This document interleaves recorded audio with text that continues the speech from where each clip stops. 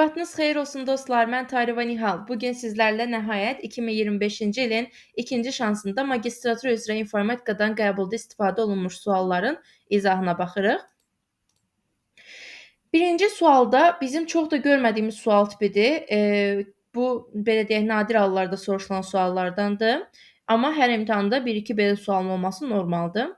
Forma ilə işləmək rejimləri hansılar deyə bizdən soruşulur. Access-də forma ilə 4 və yaxud da 5 də demək olar, fərqli rejimdə işləmək olur. O rejimlər Form View, Layout View, Datasheet View və Design View-dur. Bəzi hallarda üzərində işləmək olmasa da ümumi görünüşünə, çapdan öncəki görünüşünə baxmaq üçün Print Preview-da da baxmaq olur, belə deyək, işləmək olmasa da baxmaq olur. İndi burada bizə nələr verilib? Bizə burada Layout View verilib ki, biz forma ilə işləyə bilərik bu görünüş rejimində. Design View, yəni konstruktor rejimi verilib və Datasheet View verilib. O səbəbdən də mən bunların üçün götürəcəm 2, 5, 6. 22-ci sualda elektron cədvəldə B sütununun enini həmin sütunda yerləşən ən uzun mətnin eni ilə necə bərabərləşdirmək olar? Sadə suallardan biridir. Təxminən keçən dəfəki imtahanda da buna oxşayan bir sual düşmüşdü. Bu məsələn, burada fikir versə, mən sizin üçün 2 dənə verilən qeyd etmişəm. Amma hal-hazırda birində bir kontent kiçik, digəri isə böyükdür. Mən istəyirəm ki, bütün sütunun eni uzun kontentin eninə bərabərləşsin. O zaman mən bu content B sütunun içində olduğuna görə mən də məcburam B sütununu böyüdüm də, düzdürmü? O səbəbdən B və C-nin arasında, yəni çünki elə bir C-dən də icazə almalıyam da, çünki onun yerinə də keçmiş olacağam axı istər-istəməz. Ona görə C-nin də xəttinə dəyməyim deyə həm B, həm C sütunu ikisinin arasındakı o xəttə götürürəm bu mouse'un kursorun göstəricisini yerləşdirirəm və mouse'un sol düyməsini ardıcıl olaraq 2 dəfə klikləyirəm. Keçən dəfə də belə bir sual var idi yenə imtahanda. Eyni şeydir, yəni B sütunun eni necə böyüdə bilərəm deyə soruşulmuşdu. Eyni sual təkrar düşüb və nə edirəm? Hardadır o? B və C sütunlarının sütun başlıqlarının sərhəddi üzərində mouse'un sol düyməsini 2 qat klikləyirəm. Növbəti sualda hansı halda fayl PPSX, yəni PowerPoint slideshow rejimində görünür? Mən dünənki canlıda da izah etmişdim sizə bu sualı. Bundan əvvəlki qəbula təkrar düşəcək suallarda da izah etmişəm sizə. Deməli, PPSX görünüş rejimi slideshow görünüş rejimidir. Yəni, əgər təqdimatınızı slide olaraq, yəni nümayiş rejimində yadda saxlamaq istəyirsinizsə təqdimatınızı, o zaman PPSX tipli genişlənmədən istifadə etməlisiniz. Daha sonra keçdik 24-cü suala. Styles lent qrupu hansı lent tabında yerləşir? Çox sadə suallardan bir digəridir. Home lent tabında yerləşir. Home lent tabının Styles adlanan lent qrupu vasitəsilə biz bilirsiniz ki, mətnə başlıqlar verirdik. Yəni burada sualımızın doğru cavabı olacaq hansı? Home lent tabı. Baxın, yenə deyirəm, bax Home lent tabının Styles lent qrupu sənədinizə başlıqlar, məsələn, kitabda olur, informatika və əsasanlaşdırılmış birinci başlıq. Məsələn, bu tipli başlıqları əlavə etmək üçün biz istifadə edirik Home Styles'ını. Daha sonra 25-ci sualda Office paketində hazırlanmış sənəd fayllarının fərqi yoxdur, Office paketində hazırlanıb yoxsa harda hazırlanıb. Sənəd fayllarının kontekst menüsuna hansılar aiddir? Yəni ümumiyyətlə məndən faylın kontekst menüsünü soruşur. Faylın kontekst menüsünü görmək üçün faylın üstündə sağ düyməni basıram. Nə görürəm burada? Deməli, open açmaq, open with hansısa bir proqram üzərindən açmaq, share with paylaşmaq, kiminləsə paylaşmaq, daha sonra properties təsdiqatlarına baxmaq. Sonra nələr var burada? Məsələn, bax send to harasa göndərmək, desktop ola bilər, sənədləri ola bilər, Bluetooth-la göndərmək ola bilər, kəsmək, kopyalamaq, qısa yolunu yaratmaq, adlandırmaq, silmək, cığırını kopyalamaq, paylaşmaq, daha sonra çap etmək, yenisini yaratmaq, editləmək. Fikir verirsiniz, bunlar bizim faylın kontekst menüsündə olanlardır. İndi nə var burada? Create shortcut, qısa yolunu yarada bilərsiniz. Send to, göndərə bilərsiniz harasa. Personalize, desktopun kontekst menüsündə olur. Baxın, hər hansısa bir faylın yox. Çünki siz desktopunuzu fərdiləşdirə bilərsiniz. İş masanızı fərdiləşdirib öz zövqünüzə uyğunlaşdıra bilərsiniz. Faylı fərdiləşdirib öz zövqünə uyğunlaşdırmaq deyə bir şey yoxdur. Daha sonra bax, pin to start var. Start menüsuna hər hansısa bir proqramı deməli pinləyə bilərsiniz. Getdi. Include in library, kitabxanaya daxil et. Kitabxanaya qovluğu daxil edə bilərsiniz. kitabxanaya qovluğu daxil etmək mümkündür. Deməli, bax burada cavab olacaq 1, 2, hardadır o? 6, 1, 2, 6 B variantı olacaq cavabımız burada. Onu da qeyd edirəm indi. Bax, including library-yə bax. Bax, görürsən, bu faylın kontekst menüsüdür. Faylın kontekst menüsündə including library görə bilməzsən. Çünki düşünün ki, qovluq kitabdır, fayl vərəqdir. Siz kitabxanaya fayl yerləşdirmirsiniz, vərəq yerləşdirmirsiniz ki, kitabxanaya kitab yerləşdirərlər. Yəni qovluğu yerləşdirərlər kitaba. Amma qovluğun kitabxanasına kontekst menüsünə baxın. Burada bax, fikir verin nə yazıb? Including library. Bax, görürsüz, qovluğun kontekst menüsündə yazıb. Sonra digər isə rename. Bax, rename faylı təbii ki də yenidən adlandıra bilərsiniz. İstəsəz faylı da yenidən adlandıra bilərsiniz, istəsəz qovluğu da yenidən adlandıra bilərsiniz. Bax, görürsüz, burada rename var. Mümkündür. Bir də paste. Nə isə yapışdırmaq üçün qovluğun kontekst menüsünü açmağa ehtiyac yoxdur. Yəni yapışdırmaq üçün tutan ki, gedərsən hansısa bir qovluğun içərisinə daxil olarsan, boş bir sahədə kontekst menüsünü açarsan, orada yapışdırma sözünü görərsən. Yəni kopyaladığın bir şeyi qovluğun içinə gətirib yapışdırmaq. Amma faylın içinə nəyisə yapışdırmaq olmur. Faylın içinə nəyisə yapışdırmaq olmaz. Faylın içinə nəyisə yapışdırmaq istəyirsənsə, faylın içinə daxil olmalısan. Ondan sonra görə bilərsən orada yapışdırma sözünü. Kontekst menüsünü görə bilməzsiniz. Yəni faylı açmadan içinə nəyisə yapışdırmaq olmur. Ona görə paste-i götürməyəcəm. Keçdim 26-cı suala. Aşağıdakı tələbələr və onların yazıldığı fənlər haqqında verilənlər bazası cədvəllərindən fraqment verilib. Bu fraqmentə əsasən informatika fənnindən 3-cü kurs tələbələrindən neçəsi ikinci növbəyə yazılıb? Deməli, həm informatikadan, həm 3-cü kurs, həm də ikinci növbəyə yazılanları tapmaq lazımdır. O səbəbdən də gəlin biz ilk öncə 3-cü kursdan kimlər var baxaq. Bax, 3-cü kursları tapdım. İndi ikinci növbələrə baxacağam. Bax, bu 3-cü kursdur, amma birinci növbəyə yazılıb.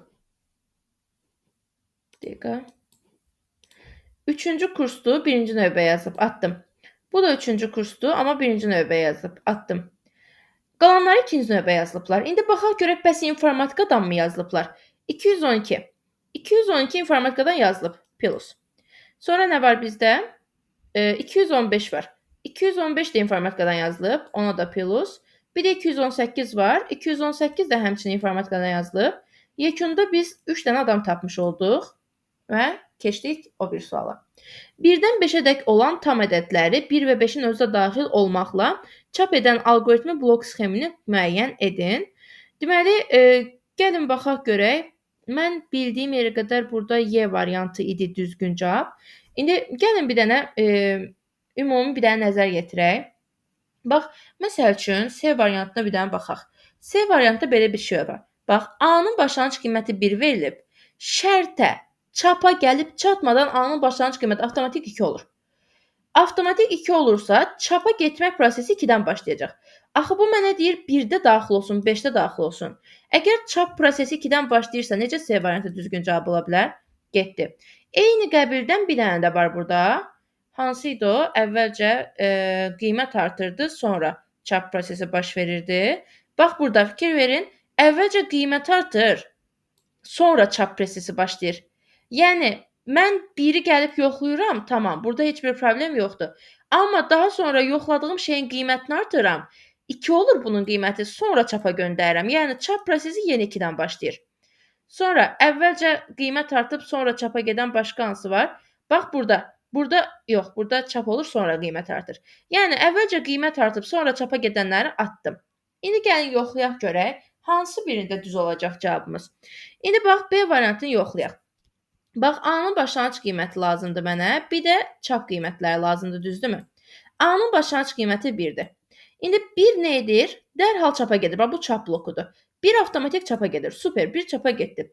Sonra düşürəm, 1-in qiymətini artırıram. 1-in qiymətini artırıb edəcəm 2. Köhnə qiymətin üstündən xətt çəkəcəm. Və yoxlayacam. 2 5-dən kiçikdirmi? Deyəcəm ki, 2 5-dən kiçikdir. Hə, vəssalam, buradaca alqoritm bitdi. 1-dən başqa heç bir qiymət çapa getmədi. Deməli, əslində mən belə başa düşürəm ki, mənim bura qədər işlədiyim struktur düz idi. Yəni, ilk öncə çapa getsin, sonra bir dənə artsın, daha sonra şərt yoxlanılsın. Bu proses düzdür. Çap olunsun, əla. Qiymət artsın, əla. Şərt yoxlansın, sonra bir də çap olunsun. Beləliklə 1, 2, 3, 4, 5 hamısı çap olunacaq. Bura qədər hər şey okeydir. Sadəcə olaraq şərt hissəsi səhv verilib.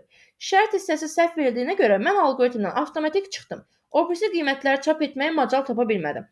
O zaman belə çıxır ki, burada nə olmalıdır? A kiçikdir B yox, A böyükdür B olmalı idi. A böyükdür B olsa, bax burada da A kiçikdir B yazılıb. A böyükdür B olsa əgər hər şey hal olacaq. İndi bax buna A-nın başlanğıc qiyməti var əlimdə, bir də A-nın çap qiyməti lazımdır mənə. Başlanğıc qiymət 1-dir. Burada gələn kimi bir qiymətin çapa göndərirəm və düşürəm aşağıya. A-nın qiymətinin üstünə 1 gəlirəm, olur 2, köhnə qiymətin üstünə xətt çəkirəm. Şərt blokunda yoxlayıram ki, 2 5-dən böyükdürmü? Deyir ki, yox, böyük deyil. O zaman məcburam yenidən geri qayıdım. Nə edim? Əlimdə olan qiymət nə idisə, onu çapa göndərim. 2 çapa getdi. Super. Düşdüm aşağı. 2-nin qiymətini artırdım, üstünə xətt çəkdim. Yoxladım şərti. Deyirəm, bəs görəsən 3 böyükdürmü 5-dən? Deyir, yox. O zaman yenə yuxarı çıxıram. Bu səfər əlimdəki 3 qiyməti çapa gedir. Nə edirəm? Gəlirəm 3-ün qiymətini bir dənə artırıram. Çapa getdi, aşağı düşdüm, qiyməti bir dəfə artırdım. Oldu 4. Köhnənin üstünə xətt çəkdim. Sonra yoxlayıram. 4 böyükdürmü 5-dən? Deyirəm, yox. O zaman yenə çıxdım yuxarı. Bu səfər də 4-ü çapa göndərdim. Düşdüm aşağı. 4-ün üstünə 1 gəldim, oldu 5. Köhnə qiymətin üstünə xətt çəkdim. Yenə bir dənə də düşdüm aşağı. Yoxladım. 5 böyükdürmü 5-dən? Dedim, yox, 5 də 5-dən böyük deyil. O zaman yenə yuxarı çıxmalıyam. Əlimdə də hal-hazırda 5 qiyməti var. Həmin o 5 qiymət çapa getdi. 5 qiyməti çapa getdi. Düşdüm aşağı. Gəldim 5-in üstünə 1 elədim. Oldu bu 6. İndi şərt blokunda yoxlayıram. 6 5-dən böyükdürmü? Deyirəm, hə. Və alqoritm başa çatdı. Alqoritm başa çatana qədər çap olunan qiymətlər 1, 2, 3, 4, 5. Hər biri çap olunmuş olduğuna görə burada sualımızın doğru cavabı oldu Y variantı. Sonra keçdik növbəti suala. Növbəti suallar biraz yuxarıda qalıb bizdə. Səhv etmirəmsəm, biraz yuxarıda qalmış olmalıydı. Deməli, davam edirəm. 28-ci sual. Aşağıdakı cümlənin şrifti hansı stildə yazılıb? Çox sadə suallardan bir digəridir. Sadəcə olaraq qalın yazı var və altdan xətt var. Qalın yazı bold, altdan xətt isə underline. Elə tərcüməsini verib də. A variantı və salam. Bu qədər sadə. Başqa heç bir şey yoxdur. Məsələn, italik kursiv. Kursiv deyil axı. Kursiv belə əl yazma kimi yan-yana yazılır. Sonra məsəl üçün yazıb yenə kursiv. Kursiv yoxdur. Structure. Structure var görürsüz, üstdən xətt. Bax bu formada yazı deməkdir, bu formada. Axı mən də üstündən xətt çəkməmişəm heç nəyə. 29-cu suala baxırıq. Kompüterin xarici yaddaş qurusu. Demişdim ki, sözün tərkibində disk varsa ya da sözün sonunda D hərfi varsa, o xarici yaddaş qurusudur. Disk 2, disk 4, 2 ilə 4-ün olduğu variantlar olmalıdır 100%. O zaman 2 ilə 4-ün olmadığını 4 yoxlatıram, 2 yoxlatıram, 4, 2 yoxlatıram, 4 yoxlatıram və salam. Sualın doğru cavabı oldu D variantı. Bu qədər sadə. Bundan əlavə nə var idi? Burada flashcard, hamımızın tanıdığı xarici yaddaş qurusu, bir də streamer, toy kaseti. Bunu da hamımız yaxından tanıyırıq. Sonra 30-cu sual, çox sadə digər sual. Arxiv faylının ad genişlənməsi. Arxiv demişdim axı, arxiv sözünə oxşayan hər şey arxiv faylının genişlənməsidir. Digərləri BAT əmrlər prosesoruna aiddir. WAV musiqi fayllarına aiddir. COM icra olunan faylların genişlənməsinə aiddir. RTV isə rich text format, mətin WordPad proqramının genişlənməsi də mətin fayllarına aiddir. 31-ci sualda driverlər 3 nöqtə proqramlarıdır. Driverlər kompüterə qoşulmuş xarici qurğuların işini idarə edən proqramlardır. Hər test izahında demişəm. Yəni ən çox dediyim şeylərdən biri driver və kontrollerdir. Yenə də təkrarən qəbula düşür. Bəlkə bu sual indiyə qədər 35-ci dəfədir ki, qəbula düşür. Yəni hər imtahan az qalsın driver sualı var onsuz imtahanda. Yenə də deyirəm, kompüterə qoşulan xarici qurğuların işini idarə edən proqram deyəndə biz driver götürürdük. Mikrosxem desəydik kontroller götürərdik. Növbəti çox sadə suallardan bir digəri Microsoft Excel proqramı hansı proqramlar qrupuna aiddir? Biz bilirik ki, bizim işimizə yarayan proqramlar tətbiqi proqramlardır. Excel bizim işimizə yarayır. Mənim üçün də Excel. Exceldə kompüter oturub nə edəcək? Öz-özünə girim qoy burdan hesablama aparım. Kompüterə nəyinə lazımdır? Orada Excel var yoxsa yoxdur? Mənə lazımdır. Mənə lazım olan proqram tətbiqi proqramdır. Sistemə lazım olan proqram sistem proqramıdır. Çox sadə bir digər sual. Doğru olmayan mülasəni seçin. Ctrl-A, Ctrl-All düymələr kombinasiyası bütün sənədi seçir. Tamamilə doğrudur. Ctrl-End düymələr kombinasiyası kursorun mövqeyini cari sətrin sonuna dəyişir. Hər sual izahında qeyd etmişəm mən bunu. Demişəm ki, end sətrin sonuna keçir. Ctrl-End sənədin sonuna keçir. Bax, burada yazıb Ctrl-End sətrin sonuna keçir. Axı dedim, end sətrin sonuna, Ctrl-End sənədin sonuna keçir. Yəni, sətrin sonuna keçmək səhvdir burada. Getdi. 34-cü suala baxıram. Qabarət ölçüləri və məhsuldarlığına görə kompüterlər sinfinə aid olmayanları seçin. Tez-tez izah etdiyim suallardan bir digəridir və bu DİM-in, belə deyək ki, dövlət qulu üzrə çıxartdığı informatika test toplusunun içindəki həmən o sualdır. Yəni təkrar-təkrar istifadə olunmuş sual tipidir. Deməli, qabarət ölçülərinə və məhsuldarlığına görə kompüterlər, mini kompüterlər, superkompüterlər, böyük, yəni mainframe kompüterlər, mikrokompüterlər olmaqla bölünürlər. İşçi stansiyalar, klient kompüterlər və terminallar. Bunlar özü mikrokompüterlərin növləri sayıla bilərlər. Yəni, əsas sinif deyillər, bunlar alt sinifdirlər. Burada isə məndən əsas sinifləri çıxıb, əsas sinif olmayanları seçməyimi istəyir də, düzdürmü? Yenə də deyirəm, bax, hətta mən sizə onu göstərim burada ki, yenə də, çünki təkrar-təkrar düşür də, yenə də düşərsə, siz rahatca təkrarən yaza bilərsiniz deyə. Baxın, qabarət ölçüləri və məhsullarına görə kompüterlər, superkompüterlər, böyük kompüterlər, orta kompüterlər, mini kompüterlər, mikrokompüterlər olaraq bölünürlər. Digərlərinin adlarını çəkmədim. O zaman deyəcəm ki, 1, 3, 6 bu sinifin nümayəndəsi deyillər. Keçdim 35-ci suala. Bütün işçi stansiyalar vahid mərkəzə, konsentratora, yəni o bizim tanıdığımız o hub dediyimiz o qurğu, hub'a qoşulduğu lokal şəbəkə topologiyası nədir? Ortada bir dənə hub var, kompüterlər o hub'a qoşulublar. Hətta biz hub'a tupoy switch də deyirdik, ağılsız qurğu da deyirdik. Bu tipli bir topologiyaya biz təbii ki də görünüşündən də göründüyü kimi ulduz topologiyası deyəcəyik. Keçdim növbəti suala. Doğru olmayan mülasəni müəyyən edin. Baxın, 35-ci sualda çox sadə bir sual tipidir. 36-cı sualda yenə çox sadə bir sual tipidir. Doğru olmayan mülasələr əməli yaddaş verilənləri müvəqqəti saxlayır. Əməli yaddaşın zaten bir digər adı ilə müvəqqəti yaddaşdır.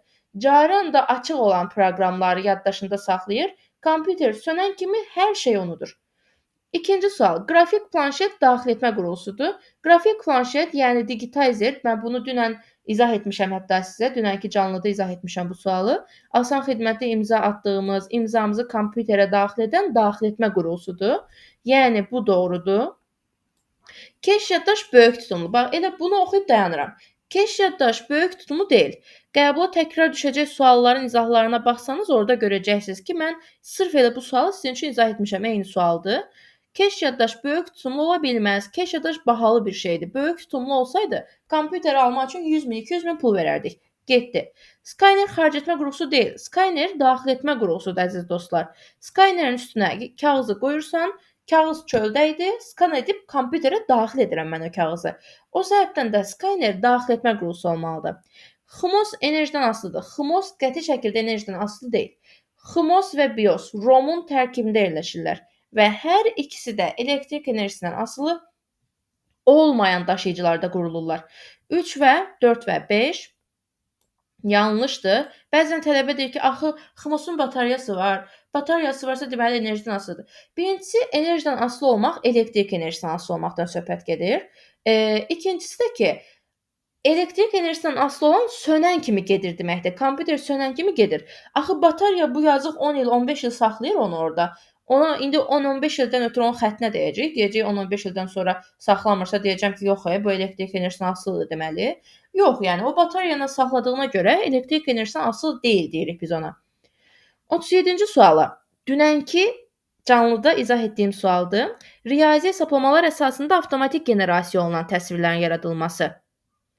Riyazi hesablama, bax, bura siz riyazi düstur yazırsınız bir kənara. 3 bucağın, 4 bucağın, nə bilim, nələrinsə düsturunu yazırsınız. Sizin yazdığınız düstur əsasında bu tərəfdə şəkil öz-özündən formalaşır. Bu tipli qrafikaya mən fraktal qrafika deyirəm. Fraktal qrafika. 38-ci sualda doğru mülasirələri müəyyən edin. Seçilmiş obyektin səhifədə mövqeyini dizayn tabından müəyyən etmək olar. Yalan deyir. Layout lent tabından təyin edə bilərsiniz siz onu. Layout lent tabının burada arrange lent qrupundan align seçilmiş obyektin vərəq üzərində harda dayanacağını seçir. İki sənədin avtomatik müqayisəsi view tabından mümkündür. Bu qalsın. Üçüncüdə quick access toolbar alətlər panelindən file tabından alət əlavə etmək olar. Tamamilə doğrudur. File lent tabına gəlirəm. Options bölməsinə daxil oluram. Buradan customize quick access toolbara daxil oluram və buradan hansı alətləri istəyirəmsə bura daxil edə bilirəm gətirib. Onsuz da bilirik də file alət çantası kimi bir şeydir. Yəni bu tipli şeylər həmişə faylda indirir onsuz da.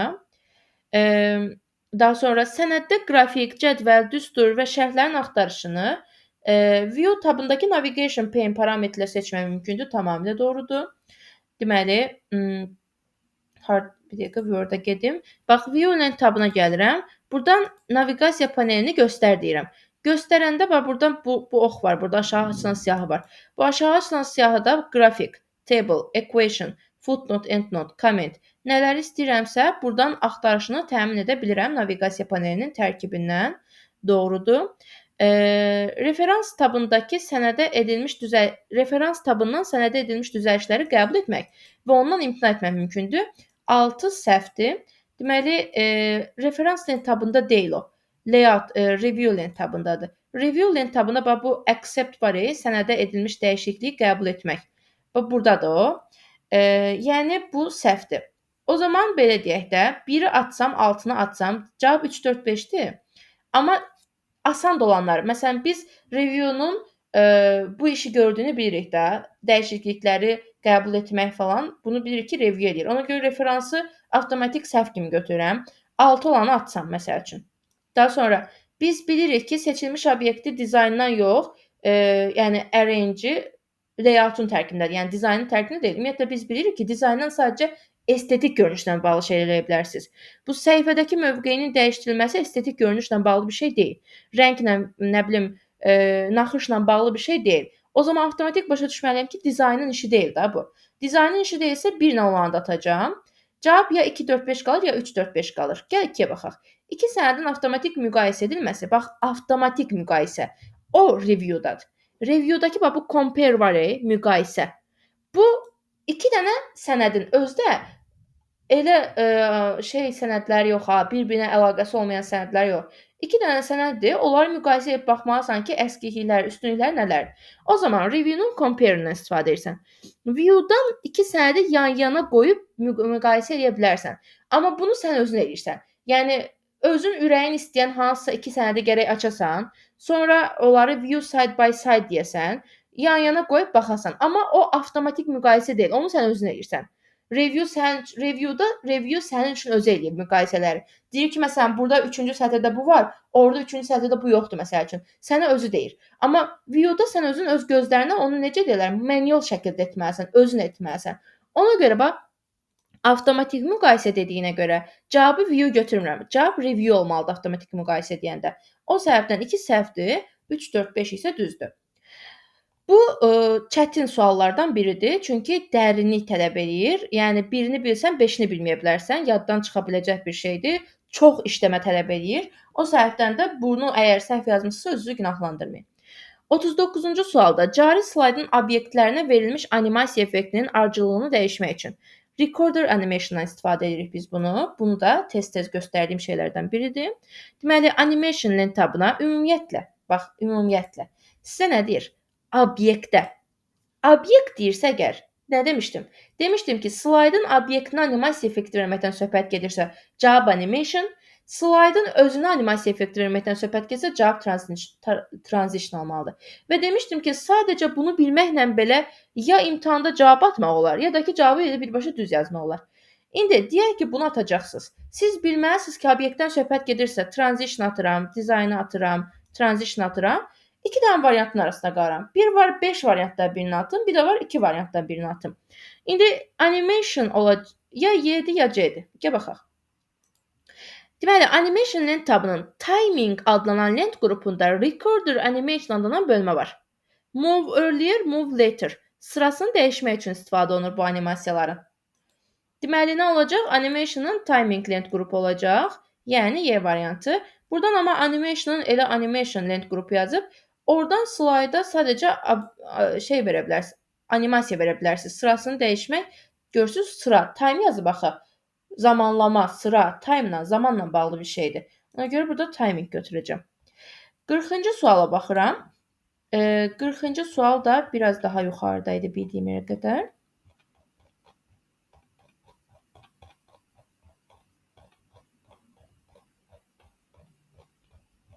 Deyildimi? Görüm hardadır bu 40-cı sual.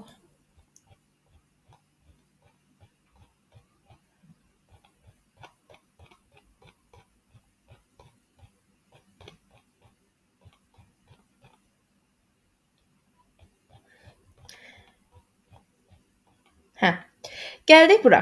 Deməli, bu keçən dəfəki imtahanda düşən sual təkrar düşüb. Ona görə düşünürəm bunu da yazmış olasınız rahatca. Keçən imtahanda sizin qəbulunuzda düşmüş sualdır. Yəni birə-bir eynisi olmasa da 98% etibarı ilə eyni sualdır. Deməli, 192-ni rahatlıqla tapa bilirsən.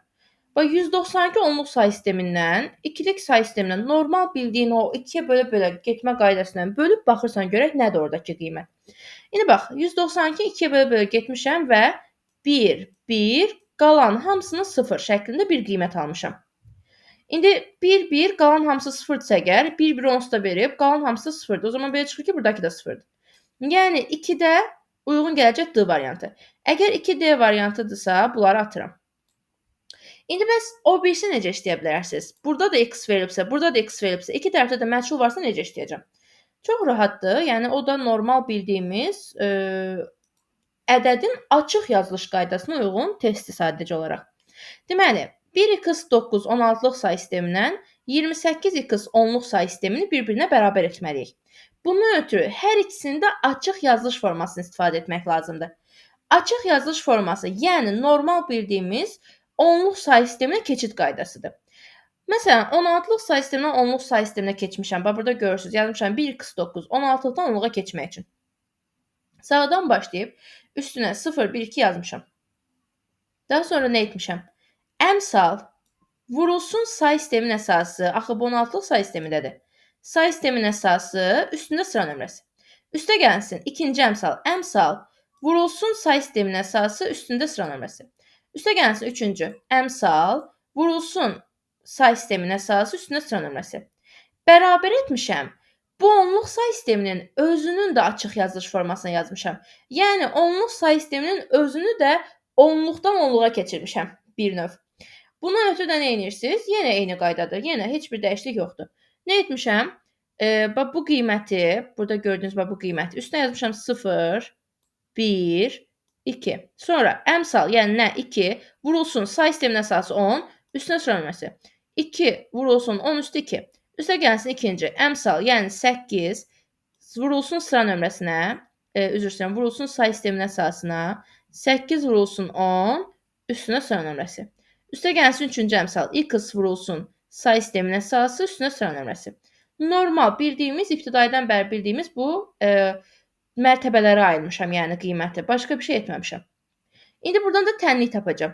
Deməli, 16-nın kvadratı eləyir 256. Üstə gəlsin. 16 üstü 1 eləyir 16. X-a da vursan olacaq 16x. Üstə gəlsin.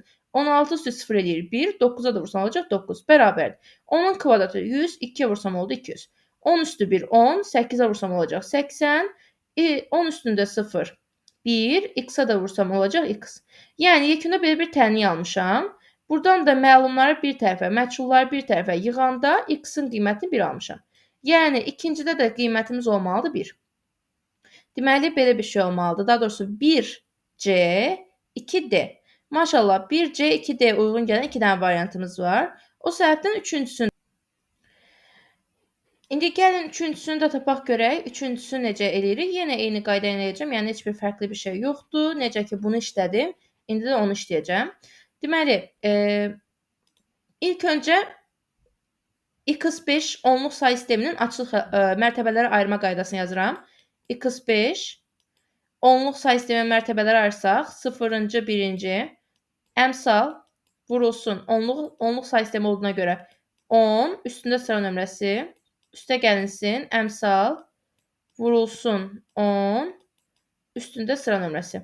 Plus. İndi bu 16-lıqdan keçəcəm onluğa. Üzr istəyirəm, plus yox, bərabərdir artıq. Bərabərdir. Bunu yazıram. Deməli, 0, 1. Yəni, nə edəcəm? Əmsal vurulsun 16-lıq say sistemi, üstündə sıra nömrəsi. Üstə gəlsin, ikinci əmsalımız x-dir. X vurulsun 16-lıq say sistemi, sıra nömrəsi də 0-dır. Deməli, indi bu tənliyi işləyəcəm. Açıq yazılış formasını qeyd edirəm burada indi. Deməli, 10 üstündə 1, 10 eləyir. Ona x-a da vursaq olacaq 10x, plus 10 üstü 0, 1-dir. 5-ə də vursaq olacaq 5. Bərabərdir. 16 üstü 1, 16-dır. 2-yə vursam olacaq 32. Üstə gəlsin. 16 üstü 0, 1 deməkdir. X-a da vursam olacaq x. O zaman 9x bərabərdir. 32-dən 5 çıxsam olacaq 27. X da bərabərdir 3. Yəni, buna da 3 uyğun gəlir. Deməli, belə bir şey oldu. 1C, 2D, 3B, yəni C variantı. Növbəti suala baxıram. Cədvəl fraqmentinə əsasən A4 xanasındakı qiyməti müəyyən edin. Deməli, A4 xanası bizdə bax buradır. Bax, A4 buradır. İndi A4 xanası o qədər uzundur ki, düstur. Keçib o birislərə. Çox rahatdır. If, keçən dəfə 1-2-3 imtahan bundan qabaq if düsturu düşmüşdü, yəni imtahana. Deməli, if düsturu necədir? Deyirdik ki, əvvəlcə şərti yoxlayırsan. Əgər şərt ödənirsə, şərtdən dərhal sonra gələn ilk hesablama olur sualın doğru cavabı. Şərt ödənmirsə, şərtdən sonraki ikinci hesablama olur sənin sualın doğru cavabı. İndi bizim şərtimiz, bax, birinci. Şərt həmişə birinci gəlir. Bax, şərt buradır. Vergülə qədər də, yəni bax, bura şərtdir. İndi deyir ki, C3-ün qiyməti A2 ilə B3-ün cəmindən böyük bərabərdirmi? Görsün yazıb, sam A2 B3-ün cəmindən daha böyükdürmü C3-ün qiyməti? Gəl yoxlayaq da. İlk öncə bunun ötürü nəyi tapmalıyam? A2 ilə B3-ün cəmini tapmalıyam. A2 1-dir, B3 də 2-dir. Deməli, 1 ilə 2-nin cəmi 3-dür. Bax, bura 3-dür. C3 nədir bəs? C3 4-dür. Həqiqətən də 4 3-dən böyükdürmü? Bəli. Əgər şərtin ödəndisə, buna baxmayacaqsan, sadəcə bunu işləyəcəksən və bu olacaq sənin sualı doğru cavabı. Product nə deməkdir? Vurma, hasil. Nəyin hasilini istəyir? A1 ilə B2-nin. Vergül nə deməkdir? Tək-tək qiymətlər deməkdir. A1 ilə B2-nin hasilini istəyir. A1 5-dir, B2 6-dır. Bunlar da bir-birinə vursan, buranın cavabı olacaq 30. Keçdim 42-ci suala. Hansı adlardan faylın adı kimi istifadə etmək olar? Sadəcə ad hissələrinə baxacağam. Demişdim ki, genişlənmə hissəsi həmişə düzdür. Dünənki canlıda izah etdiyim sualdır. Genişlənmə hissəsi həmişə düzdür. Deməli, nə edirəm? Faylın ad hissələrinə baxıram. Demişdim ki, ad hissəsində PRN yazmaq qadağandır. Doc yaza bilərsiniz. John yazmaq qadağandır. Null yazmaq qadağandır. Üzr istəyirəm, istifadə etmək olar deyir, olar. Olar, o zaman olmayanların üstündən xətt çəkəcəm indi. Qadağandır, qadağandır. Null yazmaq qadağandır. Daha sonra yenə null yazmaq qadağandır. Qalanlarında isə hər hansı bir qadağa yoxdur. Doc yaza bilərsiniz. Yenə eyni şəkildə doc yaza bilərsiniz. Exe yaza bilərsiniz. Exe yaza bilərsiniz. Yenə deyirəm, genişlənmə hissəsinə nə yazırsınız, yazın. Həmişə düz olur onsuz. Ona görə ancaq ad hissəsinə baxırsınız. Aşağıdakı mak ünvanlardan hansılar doğrudur? Deməli, doğru yazılmış mak ünvanının qaydasını yenə dünənki canlıda izah etmişdim sizə. Nə demişdim? Hər birində mütləq 2-2 qiymətlər yazılmalıdır demişdim. Mütləq 2-2 qiymətlər olmalıdır. Və ümumilikdə 6 dənə sektor olmalıdır. Sektorların qiyməti isə yalnız 16-lıq say sistemində olmalıdır. O zaman yalan olanların üstündən xətt çəkəcəm indi. Bax, burada 16-lıq say sistemində H hərfi yoxdur. 16-lıq say sistemində hərflər ancaq F-ə qədər gedir. Səhvdir bu. Burada 1, 2, 3, 4, 5 dənə sektor verilib. Səhvdir. Burada 1, 2, 3, 4, 5, 6 sektor verilib. Hamısında 2-2 qiymətlər verilib. Heç biri də 16-lıq say sisteminin tələblərini pozmayıb ki, bu düzdür. Sonra 1, 2, 3, 4, 5, 6. Amma bax, burada 3 dənə yazıb. Görürsünüz, 1, 1 F. 3 dənə olmaz, 2 dənə olmalıydı. Sonra 1, 2, 3, 4, 5. Burada da 5 dənə yazılıb, səhvdir. Burada isə 1, 2, 3, 4, 5, 6. Heç bir problem yoxdur. Heç kimdə 2-dən artıq yazılmayıb. Heç kim 16-lıq say sisteminin rəqəmlərindən kənara çıxılmayıb. O zaman burada 1 və 4 düzdür. 44-cü sualda, bu da biraz çətin tipli suallardandır imtahandakı. Deməli, palitrasında 24 dənə rəng olan 800-ün 400-ə piksel ölçülü raster qrafik təsviri rabitə kanalı ilə 2 hissədə ötürülüb. Birinci hissədə nədir bu? 16.000 bit böl saniyə, ikinci hissədə 24.000 bit böl saniyə sürətində ötürülübdür. Bu qrafik təsvirin ötürülməsinə ümumilikdə nə qədər vaxt sərf edilib, ona baxacağıq. Ümumilikdə 2 hissədə ötürüldüyünə görə həcmimiz, burada belə bir şeydir. Buradakı içində sadəcə olaraq bir rəngə düşən yeri qeyd etmişəm, 5 bit. Bu da ümumiyyətlə həcmin düsturunu qeyd etmişəm. Bilirsiniz ki, şəklin həcmini tapmaq üçün şəklin eni vurulsun şəklin uzunu, vurulsun bir pikselə düşən yer düsturundan istifadə etmək lazımdır. Yəni, üçünü bir-birinə vuranda şəklin həcmini əldə edirsiniz. Amma burada bizə həcm yox, burada bizə saniyələr lazımdır. İndi baxaq görək, saniyəsi necə tapa bilərik. Dedik ki, burada bunlar T-dirlər, T hərfləridirlər bunlar. Deməli, burada 2 hissədə ötürülür, düzdürmü? Zamanın birinci yarısını 2də 1 V ilə işarə etmişəm. Yəni, zamanın birinci yarısında ötürülən həcm V həcmi bildirir. 2də 1 T isə zamanı bildirir. Bu da zamanın ikinci yarısında ötürülən həcmdir.